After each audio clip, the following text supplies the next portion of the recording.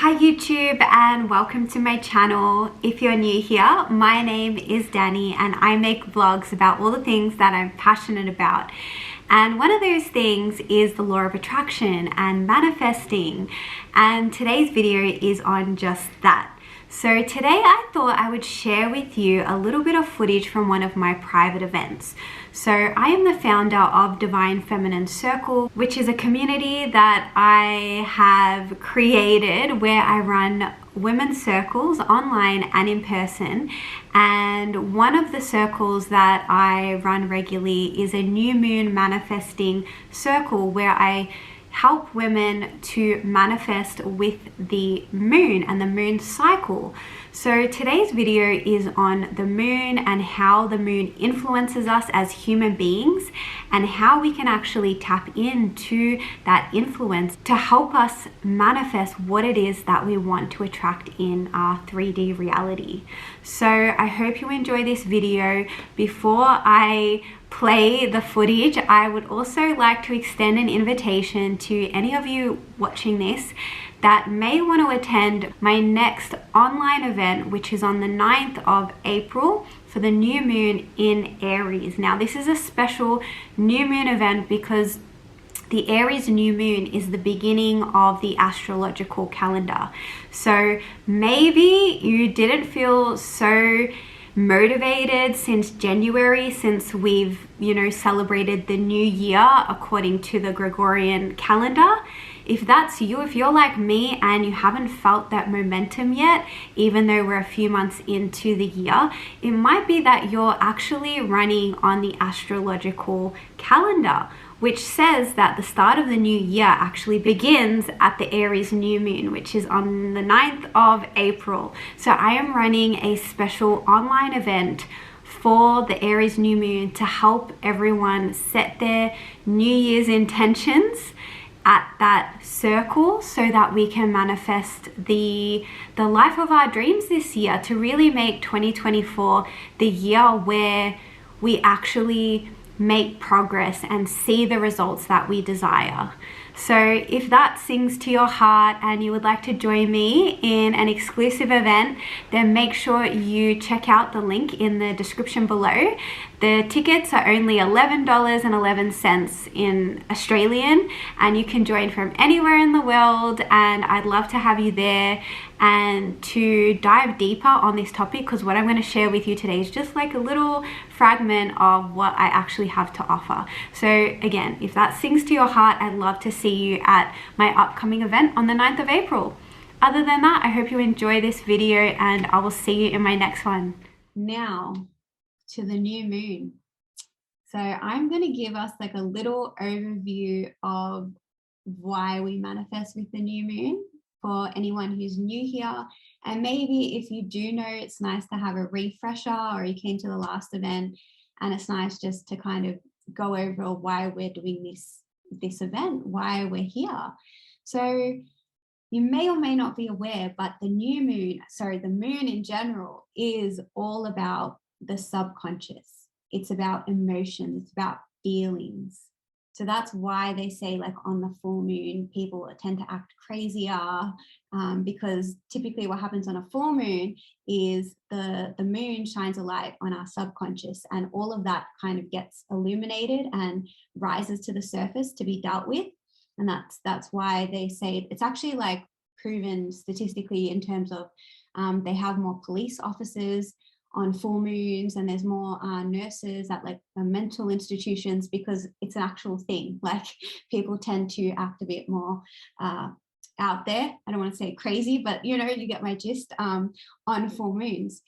So we are influenced by the moon. And actually I want to share this because I was listening to a podcast today and I found this amazing. Like, I don't know if this is going to land with any of you, but to me it was like, ugh. So I was listening to a podcast today and it was about the moon, and this woman's theory was that I personally believe we are all infinite beings. We are more than just our bodies. We are our souls, our essence, being, whatever you want to call it, right? She said that if you have incarnated to Earth, which all of us have, right? We're all here on planet Earth. Then all of us, our mission here is to manifest our desires with the moon, because the moon is so close to planet Earth. The reason for coming to Earth is to understand that connection to the moon and work with the moon cycles. Like that is kind of like the point of Earth's existence. And I found that really interesting because I hadn't heard anyone explain it to like she did. And it just makes so much sense to me, because this is something that I work with the moon cycles all the time. Like I can't even remember when I started, but it's something that I've always going to time and time again. And basically, yeah, we are made up of water, right? And we know that the moon influences the tides. So obviously we are going to be affected by the moon based on her cycles, like the ocean, because we are made up of water as well. So that's kind of like why we are influenced by the moon, and why we actually manifest on the new moon in particular is because the new moon is when the moon is facing away from the earth. So it's when the sky is the most dark. So it's not shining directly onto the earth. So it looks like the moon is hidden. And all creation must stem from nothing. It comes from the void. You know, why do all the spiritual teachers always tell you, like, if you want the answers, to go within? Like they always say, meditate, still your mind, quiet your mind, right? Why do they say that? Because in order for us to receive something, or to receive downloads or inspiration or creativity, we have to be still. Like we can't always just be like going here, doing this, thinking about this. We can't create from that space if we're always on the go doing things. We need to slow down and hear that inner voice. And that's what typically would happen on the new moon, because the sky was dark. Once upon a time, we didn't have electricity. We really relied on the light of the moon. Because the sky was most dark, it was typically a time, particularly for women, because we are so connected to our intuition and we have that connection to the divine. Women would gather in these circles called red tents, and that was typically when women would bleed. And it was a time when, yeah, we would manifest and receive downloads, and it was a time to go inwards. So that's kind of why we plant our seeds in the new moon, because from this nothingness is where we sprout, we grow things into fruition, into creation, right? It has to come from the nothing. So that's what the new moon is, the cosmic void. It's the blank canvas for us to paint what it is that we desire.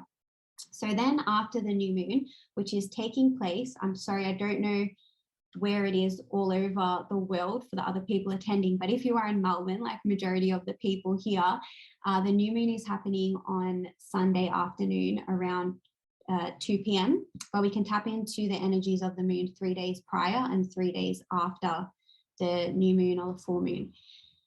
So after that time, we are going to be entering the waxing phase of the moon. So this is when the moon is going bigger and bigger into the sky, okay? So that is a time there's this momentum building, because we're getting closer to the full moon.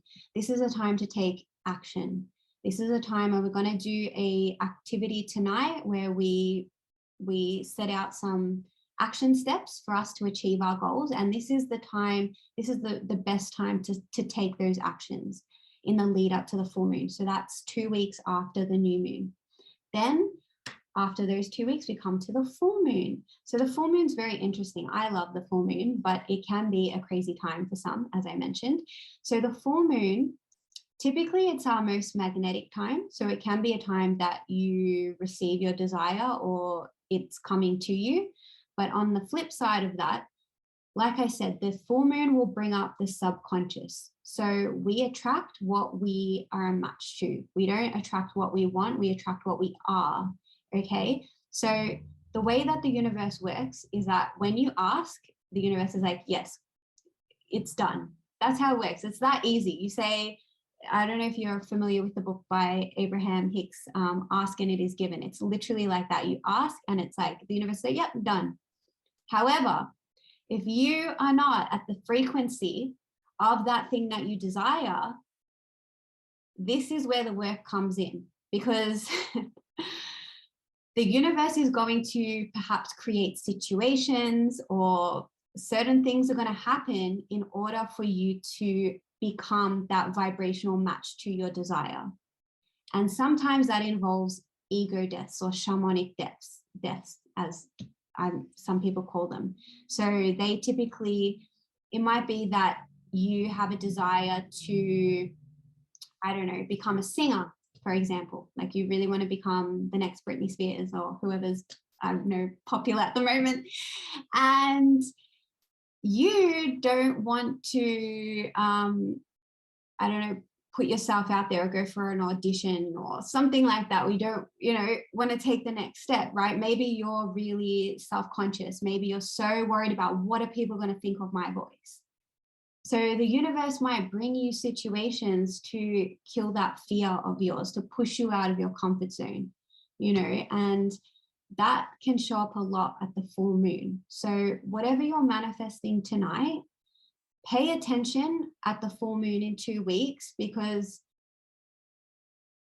usually if you aren't vibrationally matched to that thing that you desire just now, things might start occurring at that time to show you like where you might be sabotaging yourself, because we're always manifesting from our subconscious, not our conscious mind.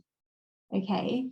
And so that's the purpose of the full moon. It brings up the subconscious. It illuminates the subconscious. So we become conscious of it, and then we can do things to evolve and to better ourselves and to become a match to what it is that we desire, because the universe always wants to give you what you want. It always wants to give it to you, but it can't give it to you if you're sabotaging yourself from having it.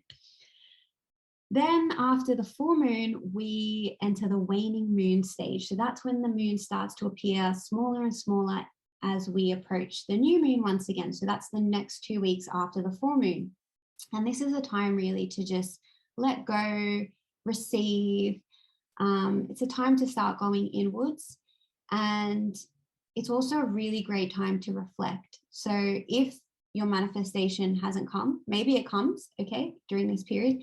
But if it doesn't, and maybe if you faced any challenges during, did you have any challenges taking action in the waxing phase? Did anything come up for you in the full moon around that time? It's a really good time to reflect, maybe do some journaling and meditation, and really just work out what needs addressing. And then we enter the new moon and we start the cycle once again. So that's kind of an overview of how it all works. And we're going to be getting into more of that tonight.